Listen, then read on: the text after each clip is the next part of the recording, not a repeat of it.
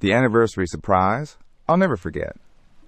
Hi Reddit, throwaway account for obvious reasons. I've never told the full story of this to anyone, not even my therapist, because saying it out loud makes it feel real in a way that I'm still not ready for. But I'm staring at my ceiling at 3 a.m. and the silence is deafening, and I just need to get it out. Alright, buckle up, because this is a long one. My wife Leah and I were about to celebrate our 10th anniversary. 10 years. An entire decade. We'd met in a ridiculously cliché way. Spilled coffee on her white shirt in the campus cafe, and from that moment, she was it for me. We built a life. Bought a house, got a dog, argued about what to watch on Netflix, the whole 9 yards. The last year or so had been distant. Not bad, just quiet. We were like two ships passing in the night, busy with our jobs, our routines. I figured it was just the 10-year slump people talk about. I thought a grand gesture was what we needed to reignite the spark. So, I planned a surprise weekend getaway. I went all out. Booked the penthouse suite at the Chamberlain, a swanky boutique hotel downtown with a rooftop pool and views of the entire city.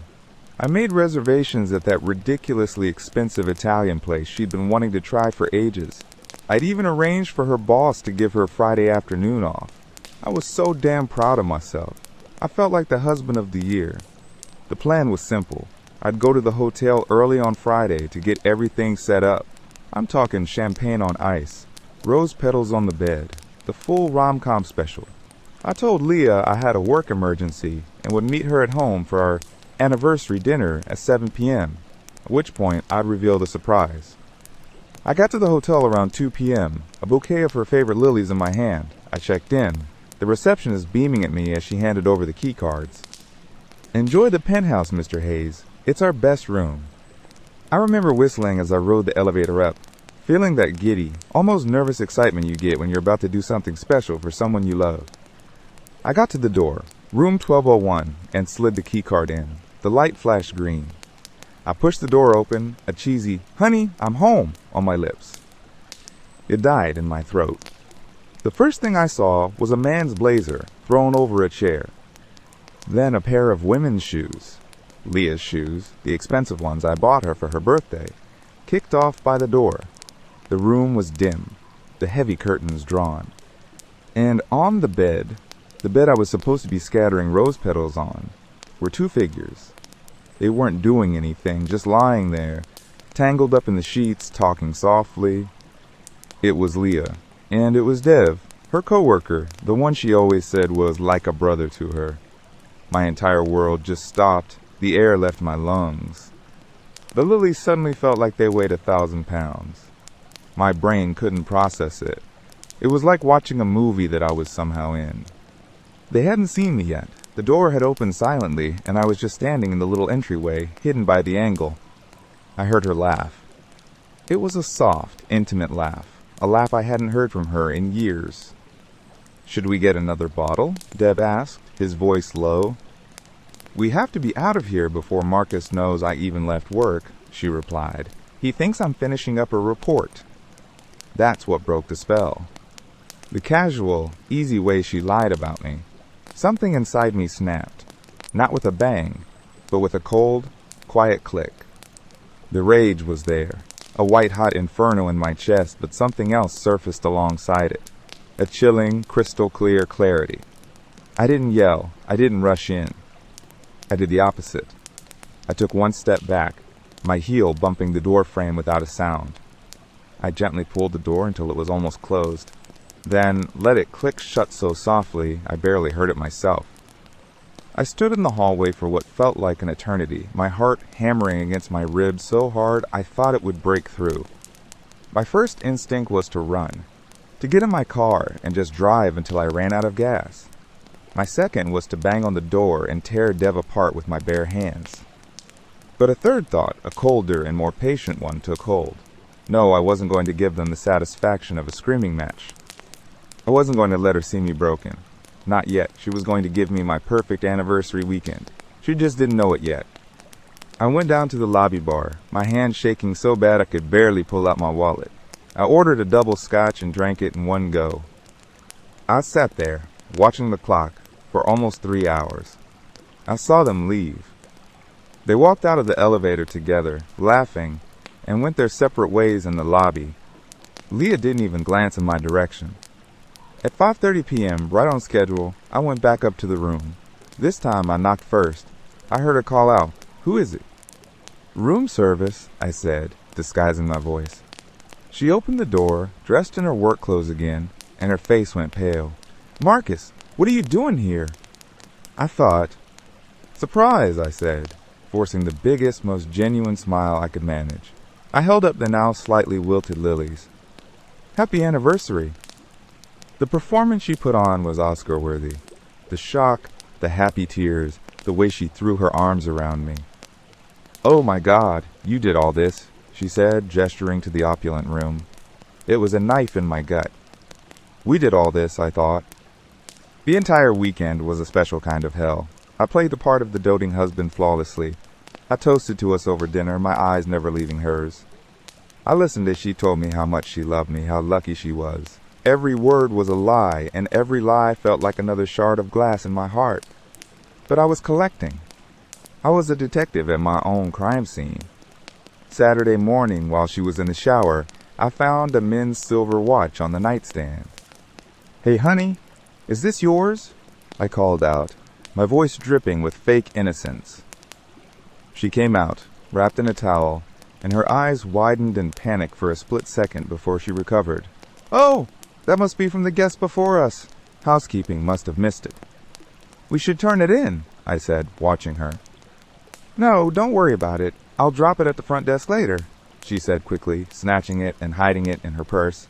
I'd already taken a picture of it with my phone. Evidence item number 1. Later, I suggested we go to the rooftop bar. As we were ordering, I mentioned to the bartender, "We were thinking of coming up yesterday afternoon. Was it busy?" He shrugged. "A little. I remember your wife was here, actually, with a gentleman, around 3 p.m. Leah shot him a look that could kill. "I think you're mistaken," she said, her voice tight. "I was at work all day yesterday." "Oh, sorry, must have been someone who looked like you," he said, moving away. I just smiled at her. Weird, huh? She just nodded, refusing to meet my eyes. I paid for the drinks with my card and made sure to get an itemized receipt. 2 cocktails, Friday, 2:47 p.m. Evidence item number 2. The drive home was silent. She said she was tired. I knew she was terrified. The power shift was intoxicating and sickening all at once. For the next 2 weeks, I was the perfect husband. I brought her coffee in bed. I told her I loved her. I let her believe she'd gotten away with it. All the while I was gathering more. I got our itemized phone bill. Dozens of calls and hundreds of texts between her and Dev, especially on that Friday. Evidence item number 3. The final piece of my plan was to throw a belated anniversary party at our house. I invited our closest friends and, most importantly, her parents and her sister, Anika. Leah was thrilled. She saw it as a sign that we were truly back on track. She spent a week planning the menu and picking out the perfect dress. The night of the party, our house was full of laughter and music. I watched Leah work the room, charming, beautiful, and completely oblivious. Her father, a stoic man I'd always respected, pulled me aside. "I'm glad to see you two so happy, Marcus. We were a little worried this past year." "Don't worry, Frank," I said, clapping him on the shoulder. "Everything is about to be crystal clear." Around 10 p.m., I clinked a glass for a toast. The room quieted down. Everyone turned to me, smiling. Leah was standing beside me, her hand on my back. "I just want to thank you all for coming," I began, my voice steady. "As you know, this party is to celebrate 10 years of marriage with my beautiful wife, Leah." She beamed, squeezing my hand. 10 years is a long time," I continued, my eyes locked on hers. "It's a decade of building trust, honesty, and respect. And for our 10th anniversary, I wanted to do something special. So I booked us a surprise weekend at the Chamberlain." A few people awed. Leah's smile was nailed on, but her eyes were starting to flicker with uncertainty. "But it turns out I wasn't the only one with a surprise," I said, my voice dropping. I pulled my phone out of my pocket. "You see, Leah was so excited for our anniversary, she decided to celebrate a little early, in our hotel room, with her co-worker, Dev." A collective gasp went through the room. Leah's face drained of all color. "Marcus, what are you talking about? Stop it, you're drunk. Am I?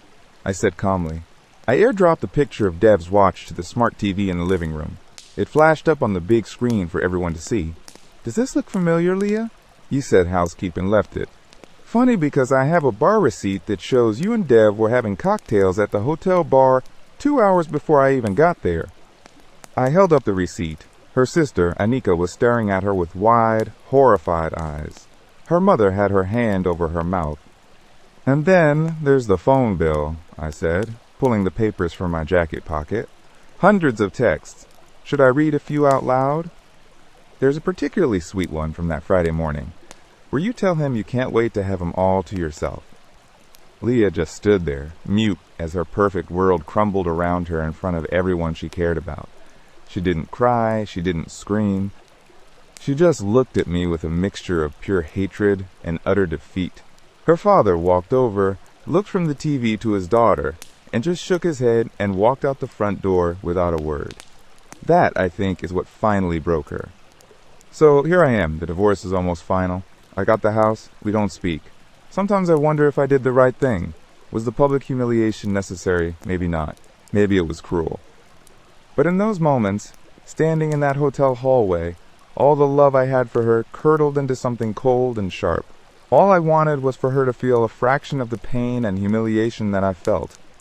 I learned that you can know someone for a decade and not really know them at all. I learned that betrayal doesn't always come with a bang. Sometimes it's a quiet laugh in a dim hotel room. I don't know if I'd do it differently. Right now, revenge feels hollow.